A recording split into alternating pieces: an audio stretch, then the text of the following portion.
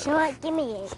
Белла үргэлж дуулууртай сайн нохоо байгаагүй. Белла цөөн хідэн команд мэднэ. Гэхдээ байнга дуулууртай биелүүлдэггүй. Өнгөрсөн 7 хоногт болсон үйл явдлаас өмнө боксер үйлдвэрийн нохоо Беллаг эзэн нь муур айлгах төдий хэрэгтэй нохоо гэж үздэг байжээ. Харин өнөөдөр тэд бодлоо өөрчилжээ.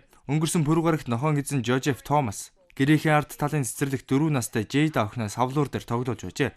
Гэтэл хаанаас ч юм 2 буутай этгээд гарч ирэн Жозефээс мөнгө өгөхийг шаардаж буу тулгсан байна.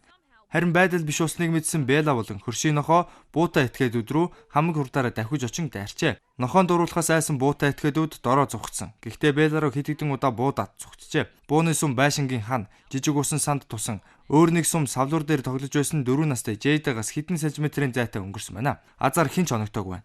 Жейда хэдийгээр 4 настайч болсон явдал ой тооноос нь гарахгүй байгаа маа. Муур айлгах төдийхнээс илүү гардаггүй нохоо нэгэн гэр бүлийн гишүүдийн амийг аварсан байна. Надад $100 өгье гэсэн ч би Беллаг хүнд өгөхгүй. Хамгийн сүнтэй миний гэр бүлийг аварлаа шүү дээ гэж Жозеф хэлсэн байна.